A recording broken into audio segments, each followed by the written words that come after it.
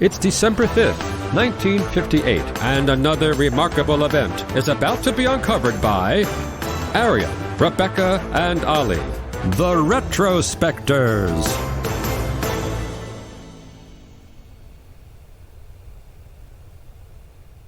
Hello, operator. I've no need for you anymore. Go away. Because it was today in history in 1958 that British people were first able to telephone each other over long distances using automation rather than having to speak to an operator who'd manually connect your call and then silently judge you first. And the first person to make such a call? Her Majesty the Queen. We could tell that from your impression, obviously. Yeah. I mean, it has to be said, for a milestone event, it wasn't the most scintillating chat.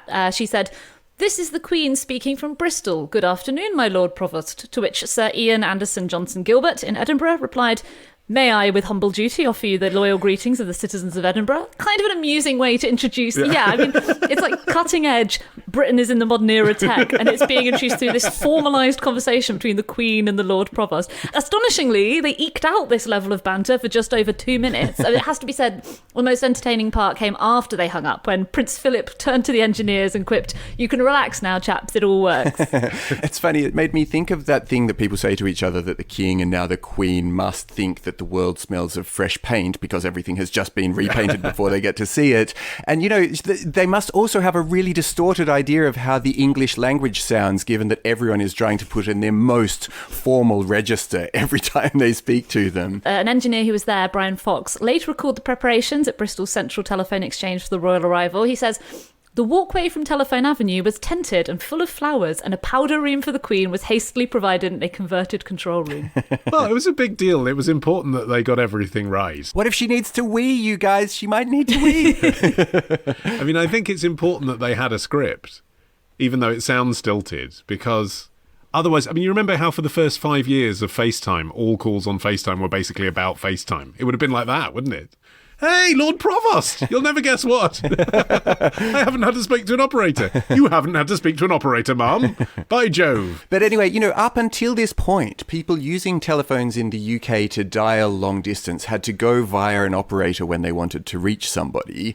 But the General Post Office, which ran the early telephone network, was just really eager to update the technology. And so they spent £3.5 million modernising the network to try to catch up with the popularity of telephone usage in the US, because people obviously weren't using the phones as much here because they just weren't as useful. This subscriber trunk dialing, it was called, or unfortunately abbreviated to STD, was indeed to compete with America. If you look at the numerical codes that were put in place on this day, it's a very efficient British take on organising the world's telephone numbers. The level of detail is really impressive. I had no idea. So, for example, every landline phone number started with 0. London was 01. But every other city in the UK, the second digit corresponded to the first letter of the city name on the telephone dial, which I've sort of subliminally been aware of but never really thought out loud before. So Birmingham was 02, Edinburgh was 03, Glasgow was 04, Liverpool 05, and Manchester 06. The reason why they wanted to do this particular call from Bristol to Edinburgh was because, well, Edinburgh being 300 miles away from Bristol, this was the greatest distance that a trunk call could be made at the time. And so they were basically showing off. Yeah, it was a bit underwhelming compared to what was going on in the United States, where transcontinental direct dialing was already possible. International subscriber dialing first came on the scene in 1963, when Londoners were able to call Paris, just specifically one city to another city dialing. Londoners were later able to call New York City in 1970, and then eventually you got to the point where you could call anywhere, not just your friend had to go to like the major city of their country in order to receive your phone call automatically. But it took a really long time for all of Great Britain to be connected to the trunk system. It was 1976 that the last manual exchange in the United Kingdom, Portree in the Isle of Skye, was closed. The other thing that this new system did once it was finally with everyone, which, took 2 decades, was that it made phone calls cheaper. The Queen's 2-minute phone call cost the equivalent of 4p, and under the old system it would have been 19p. And I guess that's because it was really expensive to maintain these central systems where you had an operator. Yeah, but I mean, worth stressing that prior to this day, most calls weren't being manually connected by fast-talking, no-nonsense dames. In fact, I think the era we most associate with operators, the 1940s, was actually a time when operator jobs were being slashed due to automation, which was finally taking off decades after the technology had first been developed. It was actually really slow to take hold. The first automatic exchange was patented in the US in 1889. It was by a guy called Alman B. Stroger, who was a funeral director in Kansas City. And the story goes that he discovered that his local operator was the wife of a rival funeral director and was connecting Stroger's prospective clients to her husband. Oh my God, that's good. That's dark.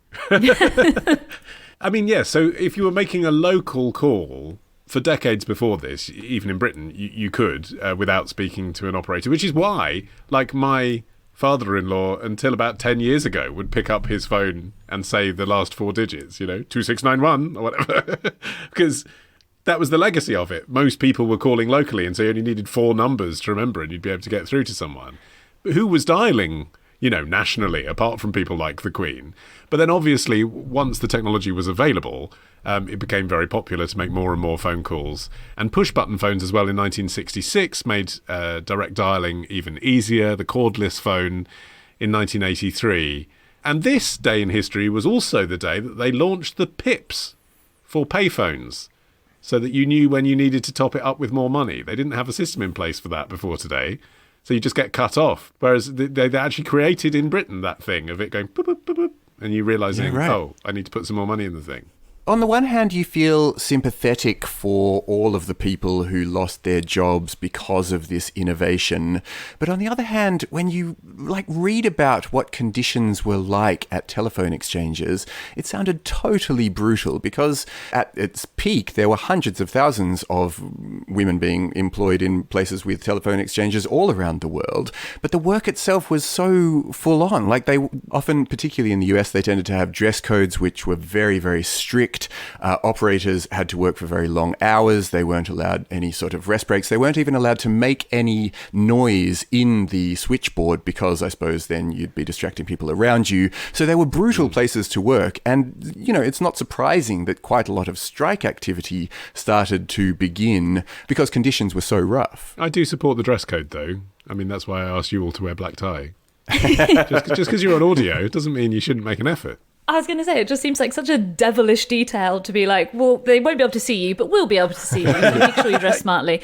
It wasn't just what they were wearing as well. It was their actual bodies. Exchanges were very tightly packed because they were sitting, all these women right next to each other in front of the switchboards. Applicants had to meet height, weight and arm length requirements just to be considered for a role.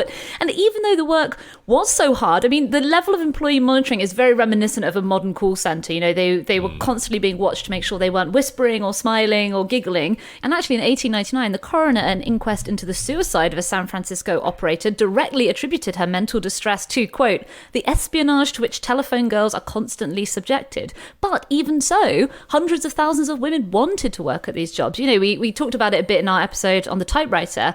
The turn of the century was a time when office work was becoming an acceptable occupation for a young unmarried woman, especially compared to working as a domestic servant or in a factory. And telephone operator came to be seen as a kind of an extension of that kind of, clerical office role to which women might respectably aspire. It's interesting though, isn't it? Like with the air stewardesses that we talked about in our episode about that ultimately men and women together felt more comfortable with women taking this efficient but subservient role. Men, I suspect, felt uncomfortable asking other men to connect their calls for them. Or maybe it was posh women felt uncomfortable about asking men to connect their calls for them. Yeah, I mean, it's funny how much of that has lasted into the contemporary world. Major tech companies had to diversify the gender of voices that were given to digital personal assistants because, in the early days, Siri was female and Google Home was female and there was no alternative because people just assumed that that's a role that should be played by women. But this wasn't actually, today in history, the first time that a monarch had been involved in a significant technological innovation regarding the phones. The first private connection in Britain was made by Queen Victoria from Osborne House on the Isle of Wight to Sir Thomas Biddulph, also at Osborne Cottage, so next door, in January 1878. And it was after that telephone exchanges were developed. And I just kind of hope that we can continue this tradition throughout the centuries, so that every time there's a new technological innovation, the royals do it first. We call in the king or queen to have AI sex. Prince William sends the first aubergine DM via whatever platform is around the corner. Exactly. Tomorrow. He had this mysterious liquid flowing through his relic. Ditch the ads and get a Sunday episode when you join Club Retrospectors. Patreon.com/Retrospectors.